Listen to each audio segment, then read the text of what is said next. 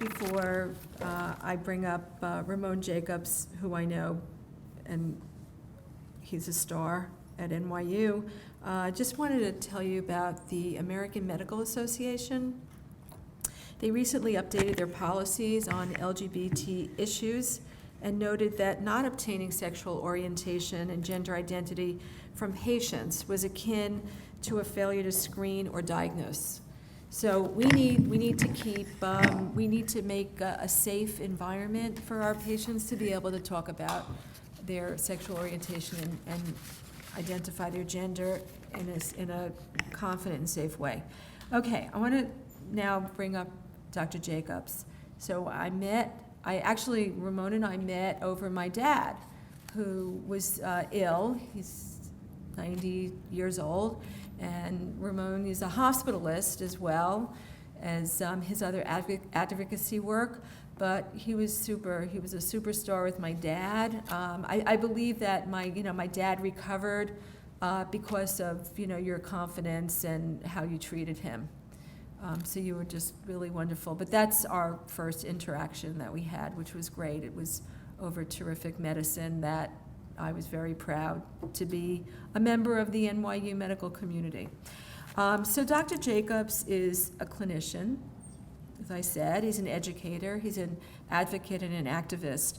He has his MPA in hospital medicine. He's a hospitalist at NYU, an associate professor of medicine at the NYU School of Medicine. Graduated from UNC, AOA, all the honors, and he completed a combined internal medicine program and pediatrics, and did I guess he was at Children's Hospital for a while, worked both in pediatrics and in adult medicine.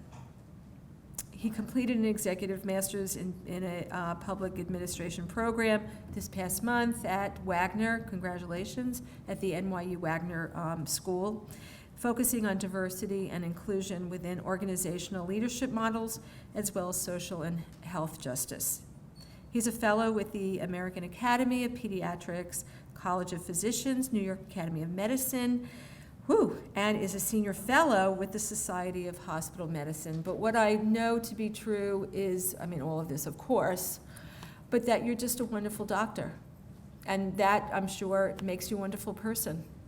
So please come up and talk.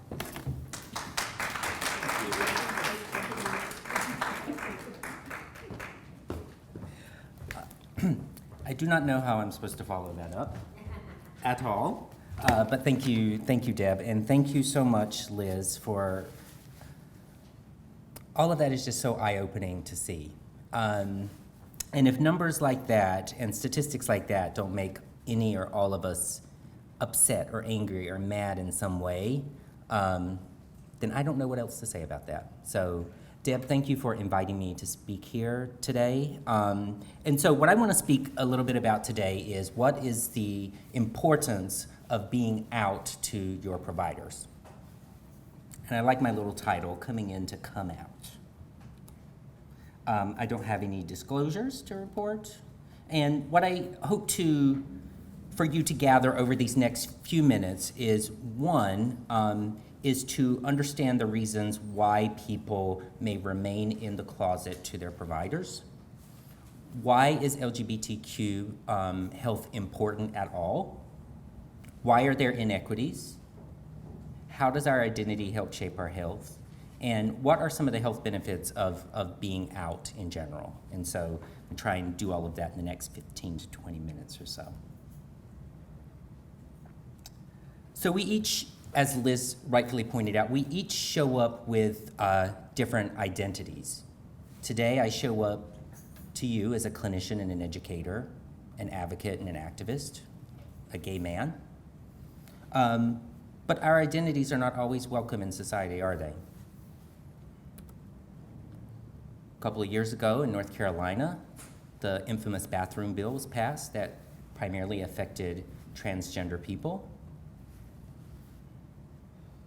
which has now been partially rescinded as of the past month or two. In Uganda, if you identify as LGBTQ, you could face life imprisonment. If you're a person that associates with anyone that's LGBTQ, you could be imprisoned as well. And don't even get me started about Russia. Just last year alone, in individual states, were over 175 anti-LGBTQ laws that were proposed in those states. So this is just a map just to show what some of the legal status of same-sex relationships are across the world. Green is meant to be good, and the redder things are, the more likely you are to face a death penalty for showing up as your identity. But please don't let this don't let us be mistaken by these numbers. Although green in North America is good, the slide I just showed you showed of the different things that are going on right here in our own backyard, and even right here in New York. So how does that translate into healthcare? These different experiences that we're seeing, this map, this recognition of relationship status, how does that show up in healthcare at all? So this is the Stonewall organization over in the UK actually did a survey of around 3,000 health and social care staff to find out what their thoughts were about patients and fellow staff who identify as LGBT. 1 in 4 staff have heard their colleagues making homophobic or biphobic remarks. 26% of lesbian, gay, and bi staff say that they've been bullied or discriminated against by their colleagues. 28% of doctors aren't confident that they're able to respond to the specific needs of trans-identifying patients. And 1 in 10 staff with direct responsibility for patient care have heard their colleagues express the belief that someone can be cured of being lesbian, gay, or bi. In London, that number is 1 in 5. So sexual and minority patients who experience discrimination also delay seeking care. And there's a term called felt stigma. Has anyone heard of this term before? Felt stigma. So LGBTQ people's awareness of biases against sexual minorities, even in the absence of a personal experience with bias themselves, have what we call felt stigma. It's like a community level stigma that we all feel. So even though if I have not personally experienced, I was not at Pulse nightclub, I didn't know anyone at Pulse nightclub, but how did that make the rest of us feel in the community?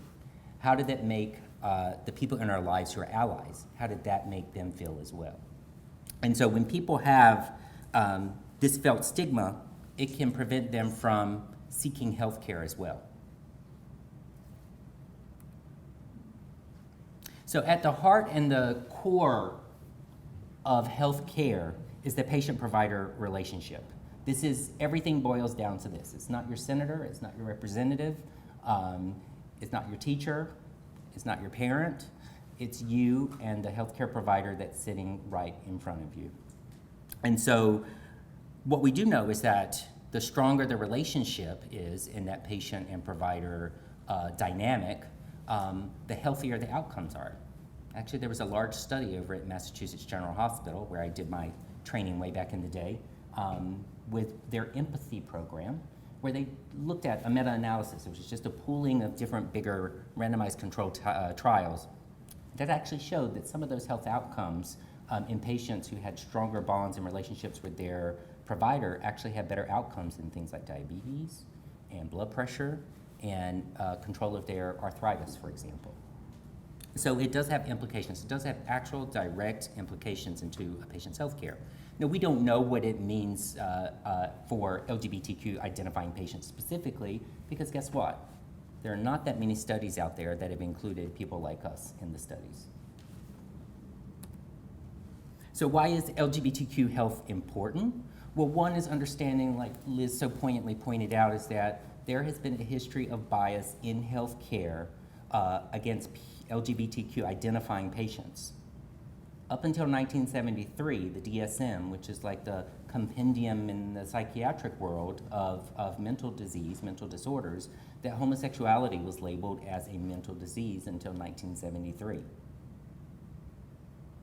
And more than 50% of patients who identify as LGBTQ have experienced some form of discrimination in the healthcare setting themselves. People expect that they are going to come and get poor care and poor treatment. So why would I show up anywhere where someone's not going to treat me like I think I need to be treated? So that's something to just be aware of in general. And then when we think about it, the LGBTQ demographics, the population is pretty big. So this was this number here, 3.5% of the U.S. people in the U.S. identify as LGB, 0.3% is transgender. The latest report from the Williams Institute out of UCLA, which studies sexuality, sexual orientation, gender identity. The latest numbers from 2016 is at 4.1%, which translates to about 10 million people in the US. Now, one thing to be aware of is that although that's what people report, that is most likely well underreporting the actual number that are out there, and does not take into account the number of people who have had same-sex sexual behaviors or same-sex attraction, and that then increases that number much higher. And in 2010, greater than 600,000 households in the US were headed by same-sex couples. So the numbers are big. We should know more about our patients. So why is being out important in general? So it's about the health of our patients. So as you so rightfully pointed out, so many inequalities exist within the health of LGBTQ patients. LGBTQ youth are 2 to 3 times more likely to attempt suicide, and even within the subpopulation, some as high as 8 times more likely for suicide. Transgender identifying youth, 40% have attempted suicide at some point. They're more likely to be homeless. Lesbian populations are less likely to have received preventive services for cancer in general. Gay men are at higher risk of HIV and other STDs, and especially amongst communities of colors. African American populations are affected much more with new diagnoses of HIV, for example. And lesbians and bisexual females are more likely to be overweight or obese. Transgender populations have higher prevalence of HIV and STDs, victimization, mental health issues, and suicide, and they are less likely to have health insurance. Yes, this is even in the setting of having the Affordable Care Act in the past several years. Elderly LGBTQ individuals, they do face barriers. They do feel isolated. They do have a lack of social services, and most of them think, do I have culturally competent providers that are going to be able to help take care of me as I get older? And then amongst the populations in general, there are higher rates of tobacco, alcohol, and other drug use. And then in general, we don't discuss intimate partner violence enough in any population and with any identity. In particular within the LGBTQ community, as much as 30% over the lifetime experience some form of intimate partner violence. But do we ask about that? Could we do better with that? Eating disorders and body image disorders, especially in gay and bisexual men. There are issues with access to care in general, less health insurance. And like I mentioned, we're underrepresented in research studies in particular. And why is that so? Can anyone take a guess at all why LGBT people are not represented in the research studies? Difficult to collect data? Difficult to collect data, absolutely. They don't come out. They don't come out? Research studies. Mm-hmm. 3 to 5 of the providers don't believe sexuality impacts their health. Very nice. Somebody's been paying attention. Thank you. I did not plant any of those questions in the audience. So yes, no, you're absolutely right. All of those make a difference, even in how we collect data. So if we're collecting data, There's like no funding for research in the LGBT community. right, very limited funding, very limited funding. People may have stigma with coming out even on a form. Not sure if that's going to be completely confidential or not. Some providers don't think that their sexual orientation or their gender identity make a difference in their health care.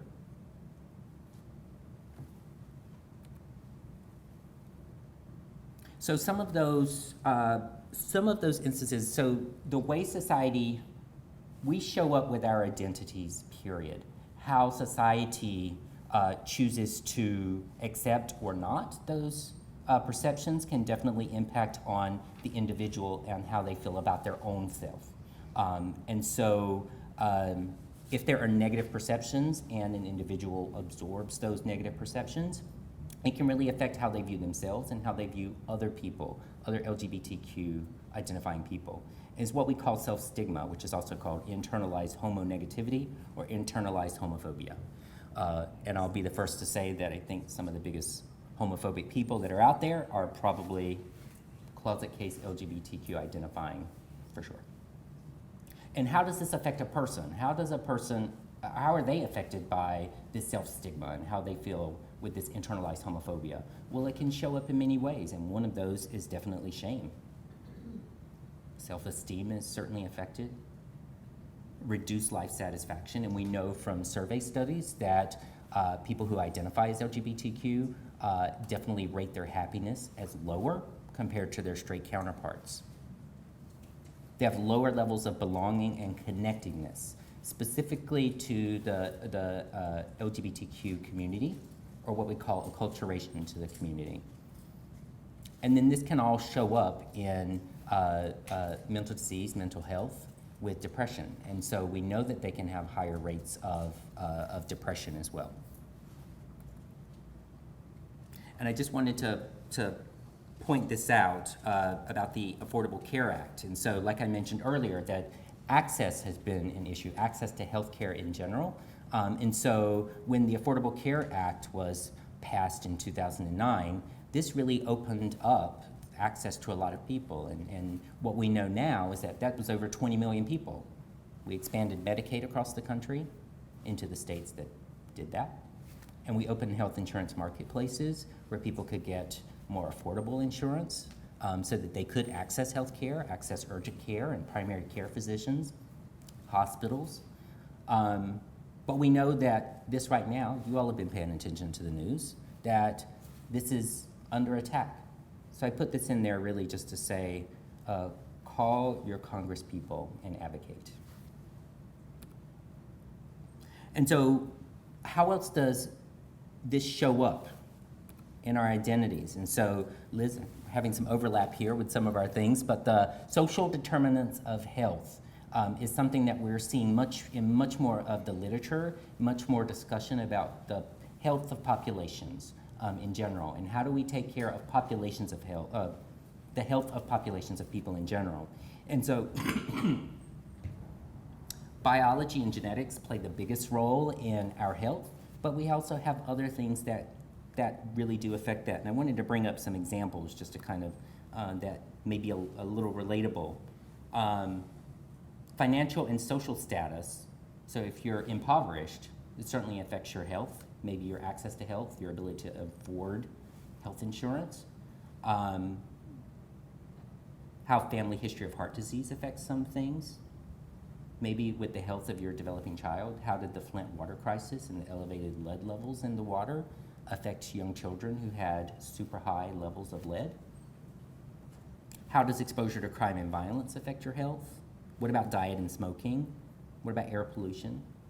How did the financial crisis in 2008, the mortgage crisis, how did that affect people? Well, we saw our unemployment rates in the country really jump. Wage inequality, gender identity, all of these things really do make a difference, and they do affect our health. So I just wanted to bring it into a big context of how these things show up in our everyday. But coming out is not easy. And people run the gamut of emotions and feelings when when they come out in any way. And I want to also put it out there that the process of coming out is not some thing that just happens one day. Like, the act of coming out is a process. And it can run literally the span of someone's life. I remember when I came out for the first time to one of my best friends at the time, when I was in residency. I was like 28. Late in life by some, but not to others.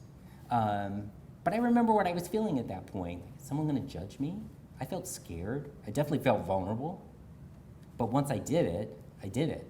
And I felt like if I could do it then, I can do it in so many other ways. But there are benefits to definitely being out that affect your self-esteem, your psychological well-being, allows you to have closer relationships to your family, your friends, your chosen family, definitely to your provider. It helps you connect to your community as well and to allies, reduces stress.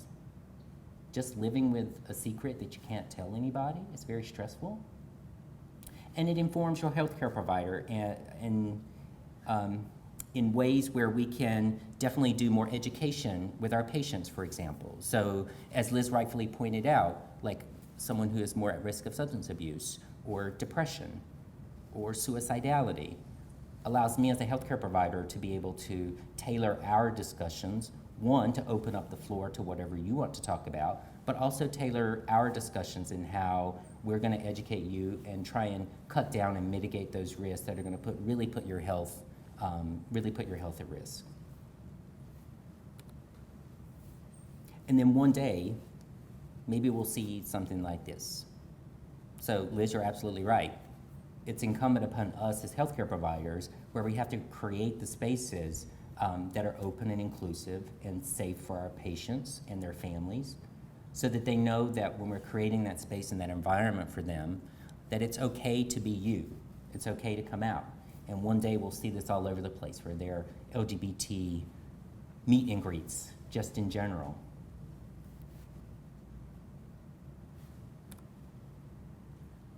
And we'll save the questions for the end. Yeah. All right. Okay. Thank you very much.